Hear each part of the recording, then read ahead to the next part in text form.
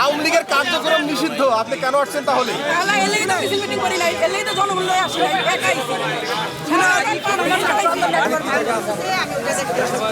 আজকের দিনে কেন আগে আসেন নাই? এটা আমরা দেখেছি, এটা হয়তো বা একটু দেখতে খুব খারাপ দেখা গেছে যে একটা মহিলা ধাক্কাধাক্কি হচ্ছে বারবার, এটা খুবই খারাপ দেখা গেছে সাধারণ চোখে যদি আমরা দেখি।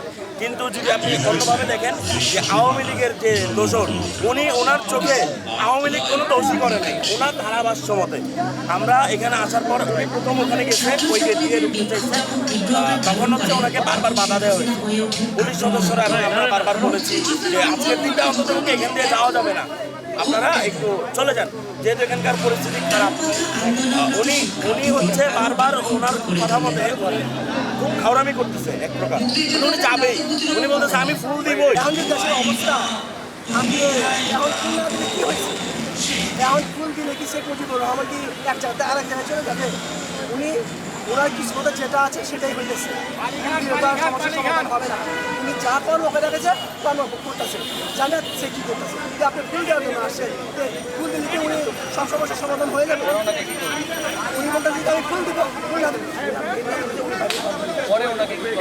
উনাকে পুলিশে ধাক্কা ওই পর্যন্ত নিয়ে গেছে, তারপরে উনি ধাক্কায় আবার এখানে আসছে, তারপরে আপনাকে মহিলা পুলিশে ধাক্কা ওদিকে নিয়ে গেছে, উনি মহিলাকে পিঠে গেছে। এখানে আসছিলাম 32 নম্বরে দেখার জন্য। অবস্থা কি কারা আছে কি আছে দেখার জন্য বলেছে হাসিনা পালায় নাই। আমি বলছি হাসিনা পালাইছে পিছনকার দিয়ে, উনি বলছে না পালায় নাই। এখানে স্বতঃস্ফূর্তভাবে শান্তিপ্রিয় মানুষরা এখানে আসছে, যে মনের যে শান্তি, 17টি বছর যে শান্তি করতে পারেনি সেই শান্তিটা আজকে প্রকাশ করতেছে। এটাই হচ্ছে 24-এর গণ অভ্যুত্থান। মানুষ কথা বলতে পারতেছে, এটাই হচ্ছে শান্তি এবং এটাই হচ্ছে কথা।